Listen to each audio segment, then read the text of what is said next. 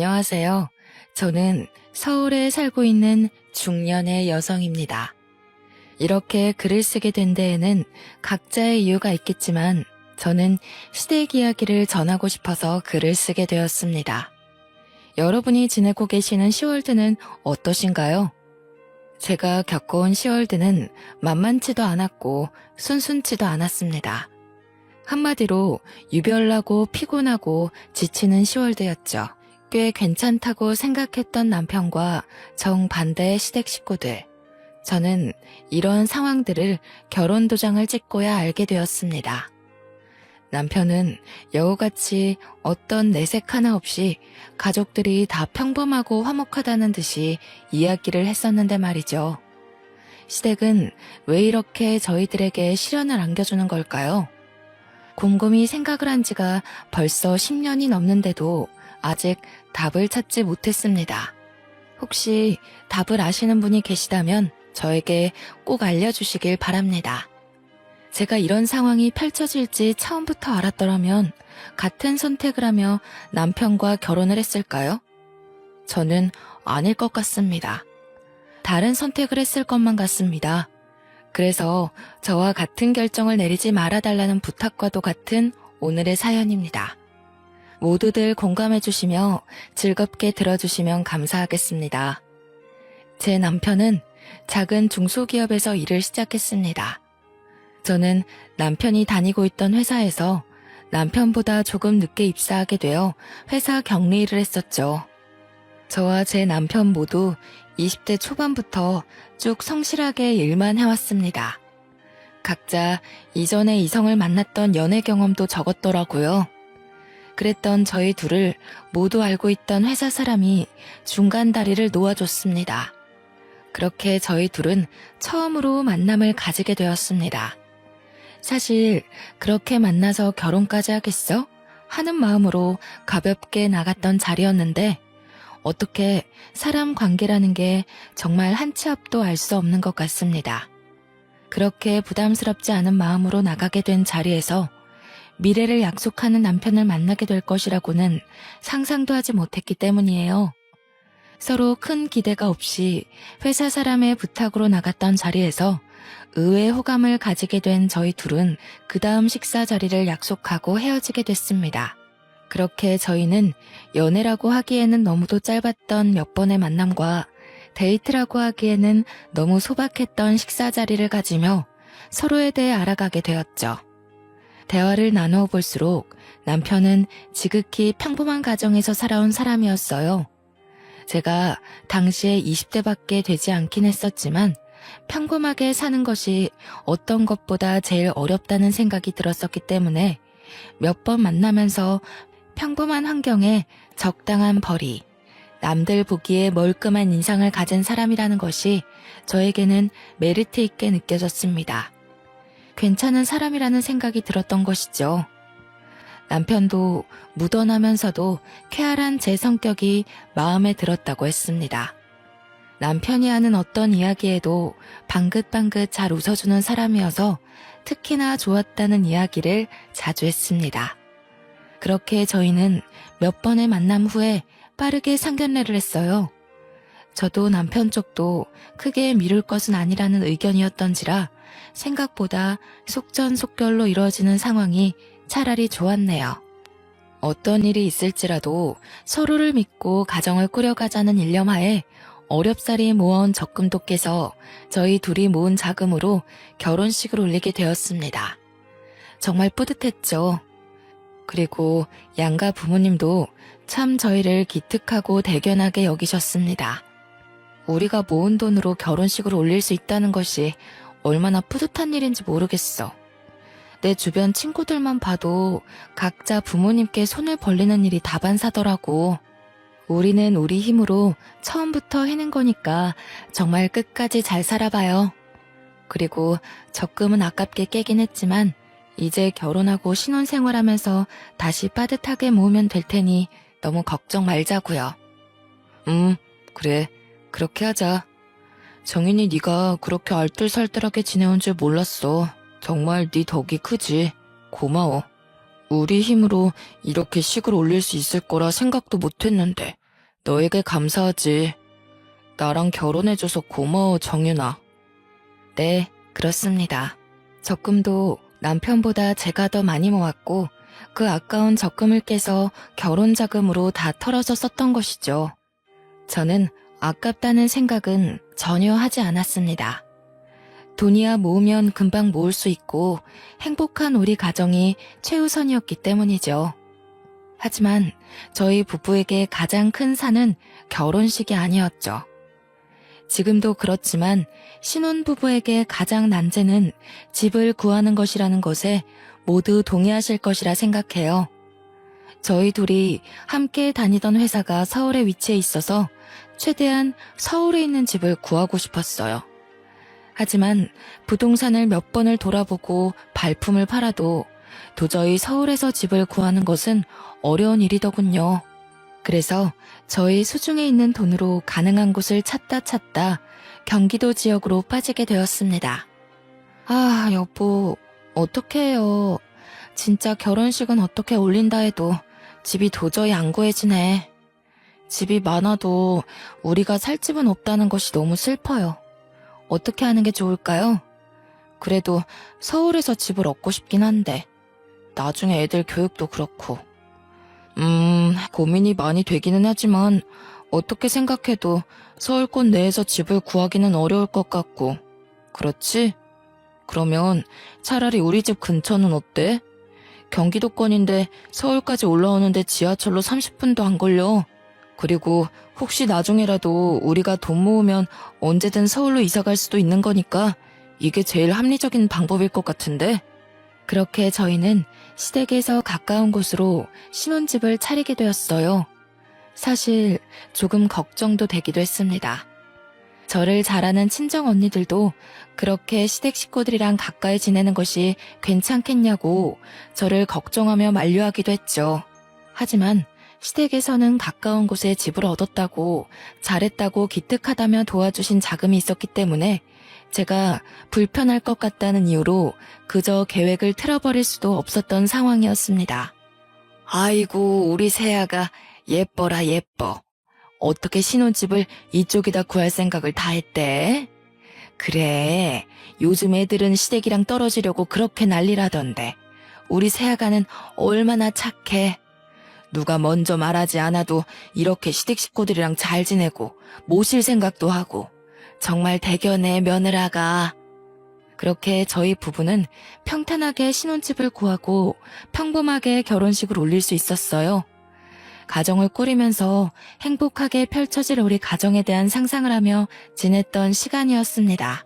하지만 꿈과 현실은 분명히 달랐습니다. 시댁 어머님이 그렇게 평범하신 분이 아니더라고요. 상견례 자리에서나 결혼식을 준비하며 몇 번 만나 뵈었을 때 어머님의 모습은 진짜 어머님의 본 모습이라고 하기 어려운 가면을 쓴 모습이었어요. 사실 아직까지도 잘 모르겠습니다. 어머님께서 일부러 숨기신 것인지 낯을 가리셨던 것인지 말이에요.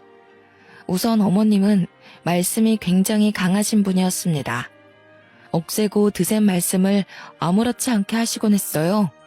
그리고 저희 부부가 살아가는 모든 과정이 못 믿었게 생각하셨어요.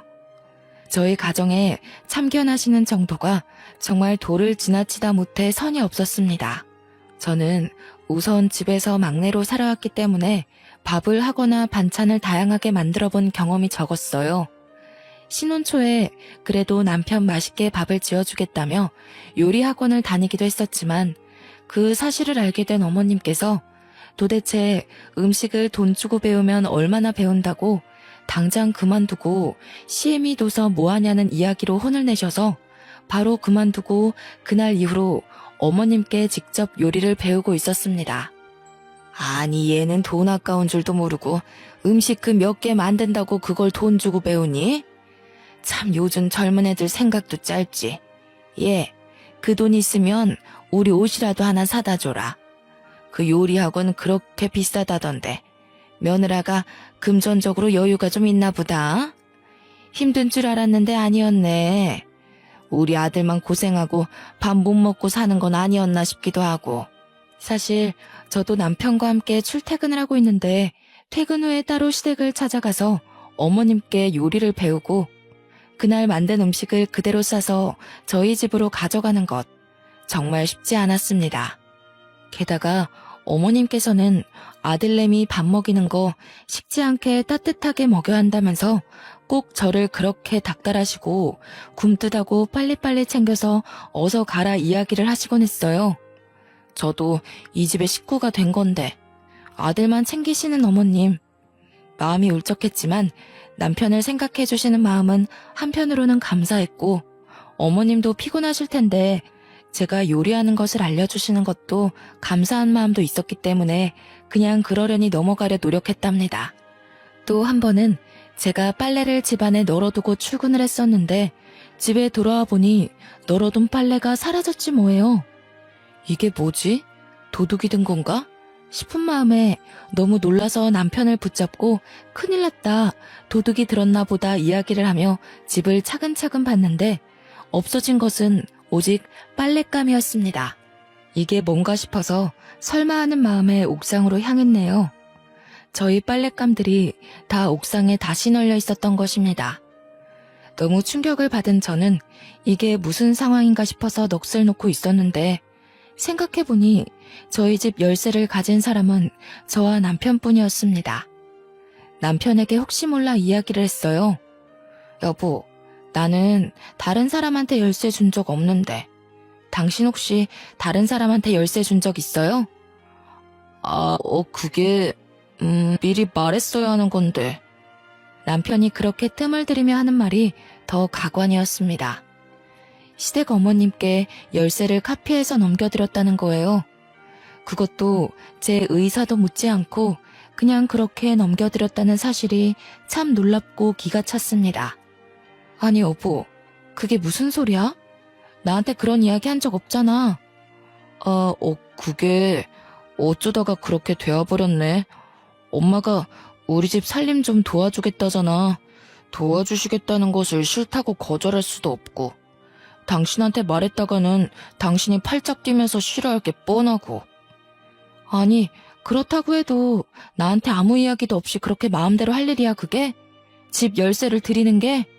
드렸으면 드렸다고 나중에 말할 수 있었잖아. 도대체 여보는 나랑 사는 거야, 어머님이랑 사는 거야? 그렇게 저희 부부는 부부싸움이라는 것을 하게 되었습니다. 아주 자연스럽게 주로 시댁 문제로 말이죠. 저희 부부 사이 문제로 싸웠다면 억울할 것도 없습니다. 서로 고치고 서로 잔소리하며 맞춰나갈 문제이기 때문이에요.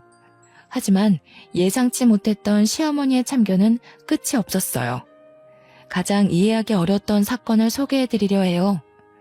시댁과 가까운 곳에 신혼집을 차려서 이사를 갔음에도 주택에서 지내시던 시댁 어머님이 방을 내어줄 테니 집으로 들어오라는 말씀을 하셨습니다. 동씨가, 며느라가, 어차피 이렇게 가까이 지낼 거 뭐하러 그 집서 고생을 사서 하니? 돈은 돈대로 나가고 그냥 우리 사는 집에 들어와. 방도 동식이 살던 방 하나도 안 치우고 그대로 있어서 며느라가 집만 챙겨서 몸만 들어오면 된단다. 같이 살면 얼마나 좋니? 밥도 오손도손 먹고 이야기도 많이 하고. 너희 직장 다니면서 피곤하지 않니? 애미가 되어서 밥 좀 차려주고 따스한 음식 먹이고 빨래도 하고 챙겨주고 싶어서 그렇지. 너희 고생 덜 시키려고. 어머님께서는 저희를 덜 고생시키고 더 배려해 주시려는 마음이시라고 하더군요. 하지만 저는 도무지 이해가 어려웠습니다. 시댁과 이만큼 가까이 지내게 된 것도 엄청난 고민 끝에 들어오게 된 것이기 때문이죠. 어머님께서는 어디까지 원하시는 것인지 들어와서 사시는 것까지 원하시다니. 달콤할 것만 같았던 신혼생활은 어느새 불편한 현실이 되었고 저희 부부는 끊임없이 삐걱거리며 부부싸움을 했었죠. 여보, 어머니 얘기는 이해가 되긴 하지? 어떻게 생각해? 맨날 부정적으로 생각하지 말고 대화를 해보자, 이성적으로. 아니, 내가 이성적이지 않다는 이야기야? 그리고 대화를 시작하기도 전에 내가 부정적이라는 이야기를 못 박아버리면 내가 무슨 이야기를 어떻게 하라는 거야? 우리 결혼한 지 얼마 됐어? 10년이 된 거야, 20년이 된 거야? 아직 신혼이잖아, 우리. 어머님 댁에 가까이 지내는 것만으로도 충분히 스트레스 받으면서도 감사하게 잘 지내고 있는데 내가 어떻게 더 양보하라는 거야? 그래, 당신 마음이 서운한 거야, 알겠어. 그거 모르겠다는 거 아니잖아. 어머니가 왜 들어오라고 하시겠어? 거리도 가깝고 어머니가 왔다 갔다 하시면서 우리 집안 살림 도와주시고 밥 해주시고 그러면서 전셋집 살아갈 바에 그 돈은 빼서 우리 비상금으로 갖고 있고 나중에 더 좋은 집 사면 되잖아. 생활비도 아끼고 엄마 밥 먹고 얼마나 좋아. 퇴근하고 편안하게 쉴 수 있는 거잖아. 우리 지금 퇴근하고 얼마 못 쉬고 집안일 하다가 지쳐서 자잖아. 이게 뭐야? 아니 그래서 어머님 댁으로 들어가겠다고? 귀엽고 그러시겠다는 거지? 부부싸움을 하는 것도 지치는데 남편은 진짜 남의 편인지 뭔지 자기 엄마 편을 그렇게 들어대는 것이었습니다. 아니 신혼인데 적어도 이 짧은 시기만이라도 제 편을 들어줘야 하는 게 맞지 않나요? 남편 꼬락서니가 너무 화가 나고 열이 받았어요. 남편은 계속 시댁 어머님께서 당신 생각이 분명히 있어 불렀을 거라며 끝까지 엄마 편을 드는 거예요. 저는 그래 좋다, 네 맘대로 해라 하는 심보로 화가 나서 친정언니네로 피신을 했어요. 언니, 나 진짜 너무 힘들어. 도대체 시댁이란 게 원래 이런 거야? 이렇게 피 말리는 게 시댁인가? 우리 엄마도 우리 집 열쇠 안 갖고 있는데 왜 시어머니만 우리 집 열쇠를 갖고 있어야 해? 내가 왜 다 참아야 하고 남편 좋으라고 요리학원 다니는 것도 그만두고 시어머니 밑에서 눈치 보며 요리를 배워야 하는 거냐고. 정말 이해할 수 없어 미치겠다니까. 열불이 나서 참지 못하겠다는 얼굴로 계속 볼멘 소리를 퍼부어대는 저의 모습을 보고 무뚝뚝한 친정언니도 어느새 제 편을 들어주며 같이 욕을 해주더라고요. 그게 얼마만에 시원한 마음이었는지 모르겠더군요. 저희 언니 제 편 그렇게 쉽게 들어주는 사람이 아니었거든요. 결혼할 당시에도 어떤 살림살이도 보태준 것 없이 혼자 힘으로 해야 끝까지 씩씩하게 잘 사는 것이라며 덕담만 해주었던 언니였기 때문이에요. 그렇게 제 입장을 이해해주는 언니와 살아갈 수만은 없는 입장이었습니다. 회사에 가면 남편을 마주하고 아빠를 찾는 저희 아이는 어떻고요? 그래서 저도 작심하고 어머님과 남편 둘에게 제대로 된 대화를 해야겠다 마음을 먹었습니다. 어머님 생각에는 우리 부부가 둘 다 힘들게 맞벌이를 하고 있는 게 안쓰럽다는 입장이셨어요. 남편과 싸우면서 나누었던 대화, 동일하게 시어머니 입을 통해 듣게 되었습니다. 일 다녀오면 얼마나 지치니? 집안일 하기 힘들고 피곤할 테니 그냥 시댁으로 들어오면 편하게 밥 먹고 잠자고 얼마나 좋니? 그렇게 편하게 지내라는 의미였지 다른 건 아니었단다. 그렇게 분을 낼 일은 아니라는 생각인데 세아가? 남편이랑 너무 그렇게 날 세우며 싸우지 마라. 난 보기 안 좋다. 하지만 제 입장에서는 결혼한 지 얼마 안 되는 신혼에 곧 태어날지 모르는 아이가 생길 수 있는 것이기도 하고 시댁으로 들어가게 되면 어머님, 아버님 눈치를 볼 수밖에 없는 상황이었습니다. 쉬는 게 아닌 것이죠. 예를 들어서 주말에 몸이라도 편안하게 외식을 하러 간다고 해도 시부모님께서는 사치스럽다고 꾸중을 하시더군요. 어머머 얘들 좀 봐. 집에서 다 해먹을 수 있는 음식들을 못하러 밖에 나가서 비싼 돈 주고 그걸 사먹니 사먹길. 다들 배짱도 어지간히 좋다. 니들 그 돈 다 모아봐라. 티끌 모아 태산이란 말 모르니? 아직 애기도 어린데 어떻게 그렇게 돈을 팍팍 쓰고 사냐 쓰고 살기는. 진짜 어려워봐야 아껴 쓰고 덜 쓰고 저축하지 그치? 아직 멀었다 너희 부부. 그런데 저희가 시댁에서 살아가면서 어디 마음 놓고 외식이라도 한 번을 할 수 있을까요? 그리고 어디라도 놀러 가려고 계획을 한다 해도 시댁에서 지내고 있는데 시부모님을 쏙 빼놓고 갈 수 있겠어요? 결국 시댁으로 들어가게 되면 어떤 일에도 시댁 식구 의견에 맞춰서 움직이게 될 수밖에 없다는 것을 저는 알고 있었습니다. 불보듯 뻔한 일이겠죠. 하지만 어머님과 남편은 참 짝짝꿍도 잘 맞죠. 그냥 시댁집으로 저희가 들어가서 사는 것에 찬성을 했어요. 얼마나 어렵게 힘들게 전셋집을 겨우 구한 것인지 남편은 누구보다 잘할 텐데 이런 결정을 내릴 수 있는 걸까요? 우라통이 터지다 못해 눈물이 찔끔 나는 기분이었어요. 제 의견이라고는 들리지도 않는 듯 모두 묵살이 되어버리는 시댁 식구들이 정말 미웠습니다. 저는 이렇게 물러날 수 없었습니다. 남편이랑 시어머니께서 어떻게 생각한다 해도 안 될 일은 안 된다 싶은 마음이었습니다. 그래서 저는 당장은 절대 안 되고 우선 시간을 두고 지내보며 생각해보자는 의견을 내세웠어요. 저는 도저히 절대 용납이 안 되고 납득도 안 됩니다, 어머님. 저희가 어머님 댁에 찾아뵙지 않는 것도 아니고 살림을 그렇게까지 못나게 하는 것도 아니지 않나요? 밥도 잘해 먹고 빨래도 알아서 잘해요.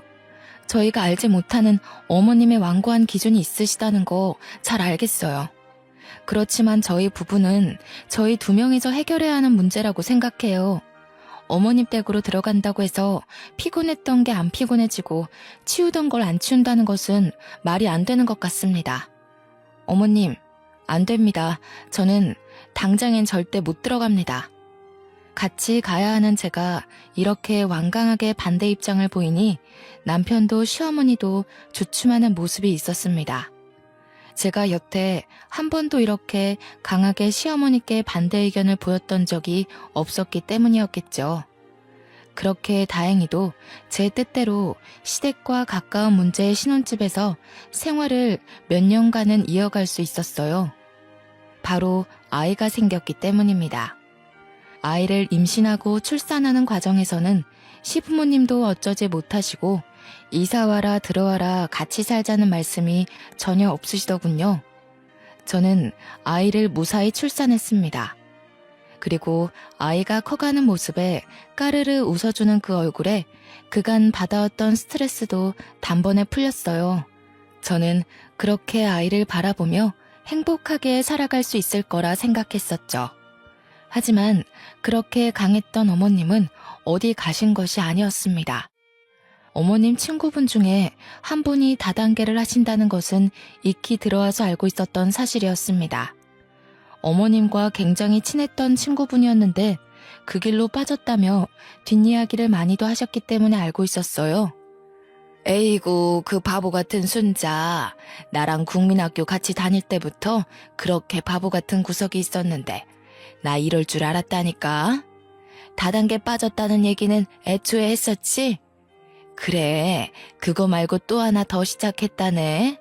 바보 천치도 그런 바보 천치가 없어요. 인생 그렇게 낭비하지 말라고 그렇게 말려도 애가 말을 들어야지. 원참. 지 인생 그렇게 쉽게 말아먹는 것도 능력이다, 능력이야.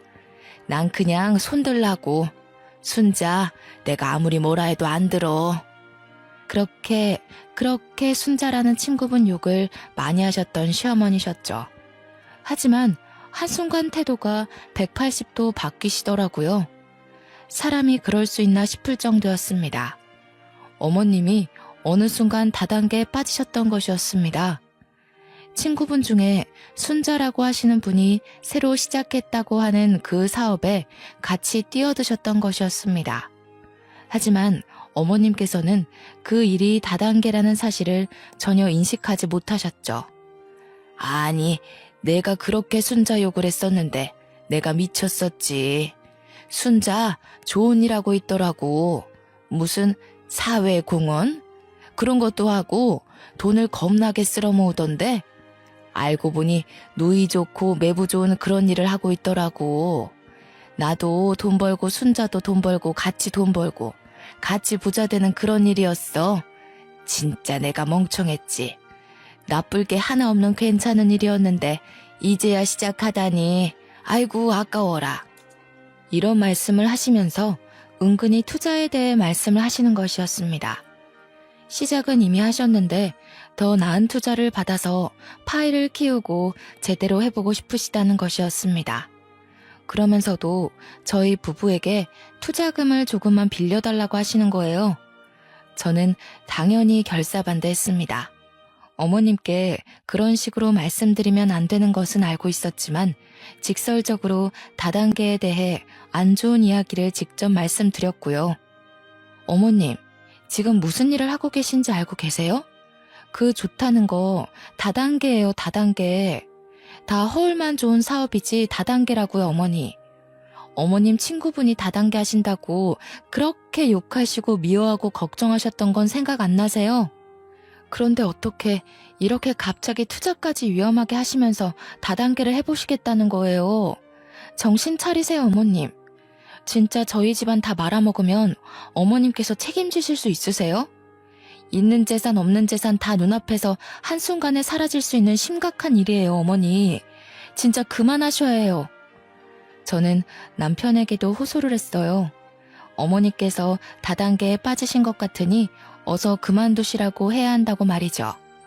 사실 초반에야 누구든 호기심으로라도 시작을 할 수 있다고 생각해요. 하지만 나중에 되어서는 내가 감당할 수 없는 눈덩이처럼 빚이 불어나기 마련이죠. 그렇기 때문에 더욱 빠져나오기 어려울 것이 뻔했습니다. 그래서 제발 어머니께 그만두고 나오시라고 말려야 한다는 이야기를 했어요. 제가 이렇게까지 치를 떨며 절대 반대하는 데에는 사실 이유가 있었어요. 남편에게는 차마 말하지 못했던 저희 집안의 치부였어요. 친정 식구 중에서도 다단계 빚 때문에 그렇게 고생을 했었기 때문에 저는 다단계라 하면 정말 끔찍했습니다. 아무리 좋고 이득만 보는 일이라고 해도 사실 그런 일이 이 세상에 존재하지 않을 뿐더러 엇비슷하게 그런 일일 수 있더라도 위험성이나 리스크가 있을 수밖에 없는 일이겠죠. 다단계, 그 끝을 너무도 잘 알고 있었기에 정말 시어머니는 어떻게 해서든 뜯어 말려야겠다는 생각뿐이었어요. 하지만 어머님은 제 이야기를 듣지 않으셨습니다. 귀담아 들어주시기는커녕 무시한 것에 가까웠죠. 제1금융권에서 끌어오기 어려운 자본들을 사채를 통해 모았고 주변 지인들한테까지 손을 뻗치고 투자금을 마련했습니다. 그렇게 여기저기서 끌어모은 돈은 억대가 넘어가는 큰 돈이었습니다. 그 큰 돈을 다단계 회사에 그렇게 쉽게 갖다 준 것이었죠. 저는 정말 화가 머리끝까지 나서 미쳐버릴 것 같았어요. 하지만 남편은 의외로 아무렇지 않게 행동했어요. 뭔가 이상하다 싶은 마음에 저는 계속 떠보고 물어봤네요. 여보, 어머님 다단계인 거 알고 있는 거 맞지? 그걸 알고도 어떻게 그렇게 천하태평이야? 말이 안 되잖아, 여보. 그거야 알고 있지. 어떻게 모를 수가 있겠어?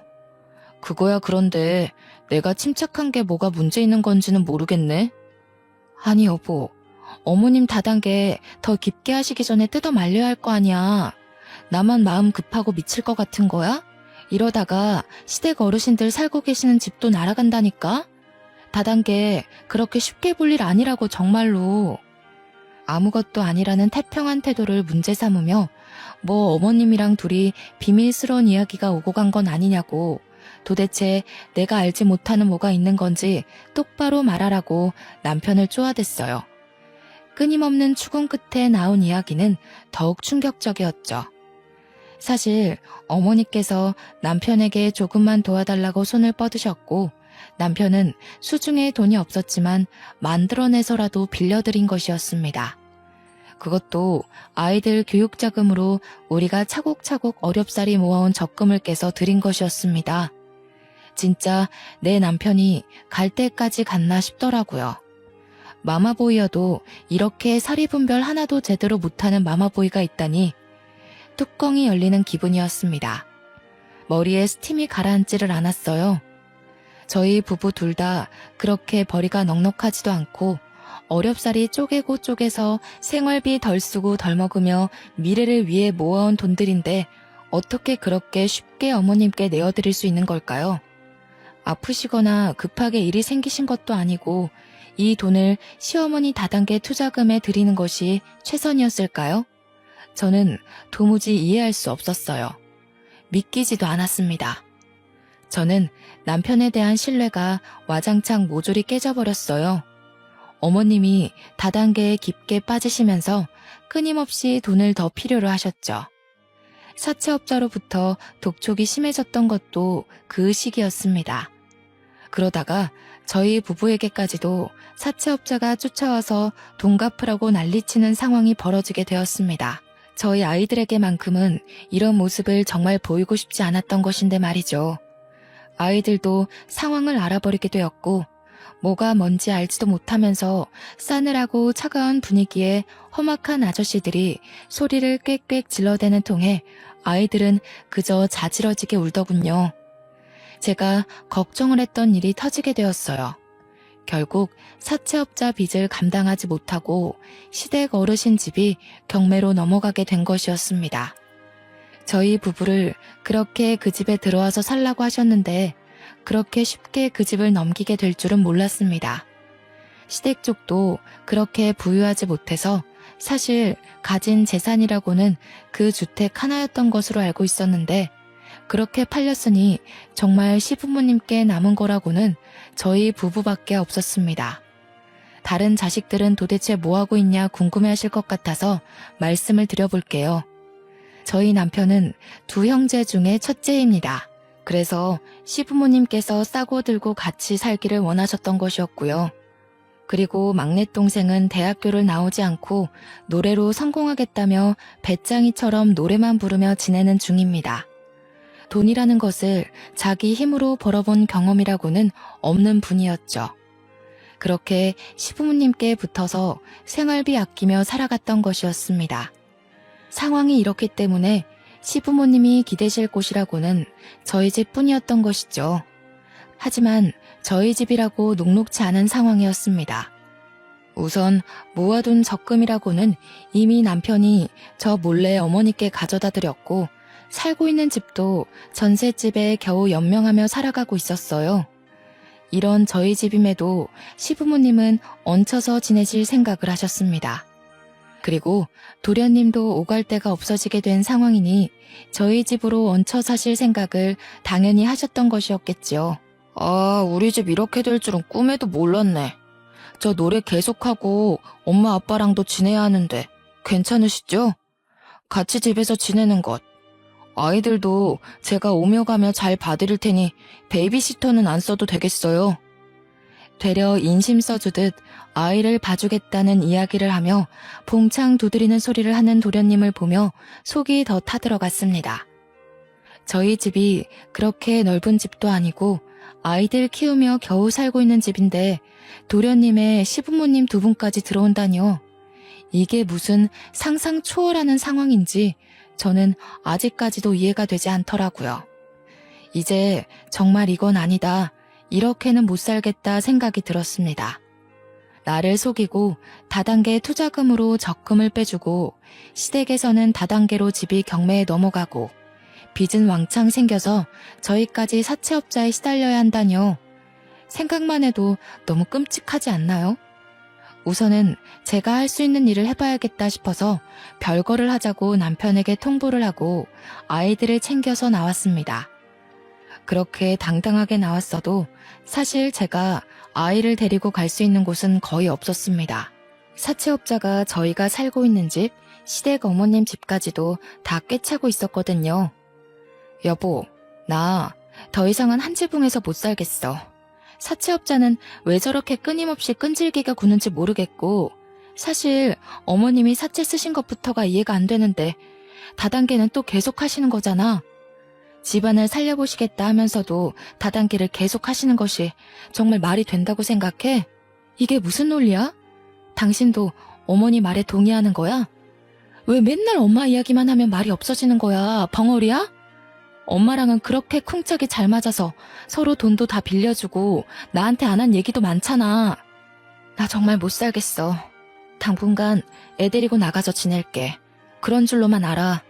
어차피 회사에서 얼굴 보니까 괜히 나 찾겠다고 들쑤시고 다니지 말고. 그래서 우선은 친정 언니네로 아이를 데리고 피신을 갔었죠. 아이는 저희가 도망쳐 나온 집 근처 학교를 다니고 있었던 상황이었습니다. 그래서 언니네 집에서 아이 등하교를 매일같이 도와줬어야 했습니다.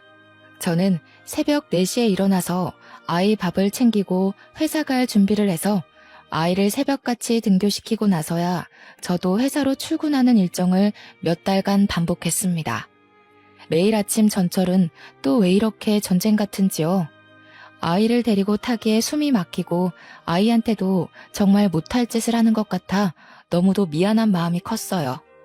정말 딱 죽을 것 같다는 표현이 적절한 상황이었습니다. 참기 어려운 고통이었습니다. 아이를 키우는 것부터 별거하고 있는 상황에서 회사에 출근하면 남편 얼굴을 마주해야 한다는 것이 힘들었습니다. 아이를 낳고 나이도 먹고 이직하기 어려운 상황에 제가 답답하기만 했습니다. 회사 하나 마음대로 못 그만두고 못 옮기고 있는 제 처지가 참 딱하더군요. 차라리 빠르게 이혼 도장 찍고 나라 도움이라도 받으며 사는 것이 나아도 낫겠다는 생각뿐이었어요. 맨날 남편이랑 시댁 식구들 사채업자를 피해 다니는 것이 너무도 끔찍했고 아이에게도 너무 큰 상처라는 생각이 들어서 정말 눈물나게 미안했습니다. 저는 남편과 진지하게 대화를 했어요. 남편은 자기 엄마를 버리고 남남처럼 살아갈 생각은 정말 추호도 없더군요. 끝까지 엄마가 불쌍하다며 엄마는 혼자라는 둥 말도 안 되는 소리를 하는 것이었습니다. 정말 마마보이는 변하지 않더라고요. 이런 남자가 어떻게 양육권 주장을 할 수나 있겠습니까? 절대 못하겠죠. 내 새끼는 내가 키워야겠다는 것도 결국 합의를 했고 이혼 도장을 찍게 되었습니다. 저는 이혼으로 제 결혼을 끝마치게 될 것이라는 것은 예상하지 못했던 일이었어요. 저에게 이런 일들이 벌어질 것이라는 것도 생각해 본 적도 의심해 본 적도 한 번이 없습니다. 하지만 이혼으로 끝을 마친 것은 개인적으로는 마음 아플 수 있는 일이었지만 저와 제 자식에게는 새로운 계기이고 시작이고 출발이 되었습니다. 저는 이혼 후 곧장 퇴사를 했습니다. 사실 무서웠습니다. 이 회사만 다닌 지 벌써 10년이 넘어가는데 사회생활은 이 한 회사에서만 해왔는데 일이라고는 격리 업무밖에 알지 못하는데 말이죠. 용기를 냈습니다. 제 새끼를 키워야겠다는 다짐은 어떤 일이라도 할 수 있게 저에게 큰 동기부여가 되었습니다. 더 맛있는 음식을 먹이고 더 좋은 옷을 사입히고 더 좋은 학원을 보내고 교육을 받게 하리라 다짐을 하며 열심히 살았네요. 초반에는 정말 닥치는 대로 일을 했습니다. 남편이 이혼 후에 양육비를 준다고 해도 가진 것도 없는 남편이라 매달 고작 20만 원밖에 받지 못했죠. 그래서 저는 식당에서 서빙하고 요리하는 것부터 연회장에서 하는 아르바이트, 동대문 남대문에서 도매 소매 일을 돕는 일도 해보았어요. 신문 배달, 우유 배달, 걸어서 할 수 있는 배달들도 제가 안 해본 것이 없었을 정도였어요. 하나의 일을 제대로 진득하게 해보고 싶다는 마음은 꾸준히 있었습니다. 하지만 당장의 생활비를 위해서는 닥치는 대로 이 일 저 일 두서없이 2가지 이상씩 할 수밖에 없었습니다. 그렇게 지내기를 반복하다가 저는 저와 딱 맞는 아르바이트를 운 좋게 하게 되었습니다. 꽃가게에서 꽃을 다듬는 일이었습니다. 사람들은 그렇게 힘이 들고 손을 다치고 어렵다고 하는 일이었는데 저는 꽃을 만질 때만큼은 행복하고 생기가 돈 적이 없었을 정도로 꽃이 참 좋았습니다. 제가 이렇게 좋은 마음으로 일을 하고 있는 것을 주인분께서도 알고 계셨던 것 같습니다. 어느 순간 저에게 새벽에 일해도 괜찮냐고 제안을 하시더군요. 정윤 씨, 새벽에 꽃시장 가는데 같이 다녀볼래요? 막 어렵지는 않을 거예요. 차근차근 옆에서 알려줄게요. 저는 이 제안이 너무도 감사했습니다. 아이를 키우면서 더 이상 투잡, 쓰리잡은 어렵겠다 싶었는데 제가 일을 하던 꽃집에서 그것도 제가 가장 원했던 일을 더 배우면서 장사를 할 수 있는 것이 행복했습니다. 그렇게 꽃가게를 운영하는 방법을 하나하나 배우고 제 것으로 만들어갔습니다.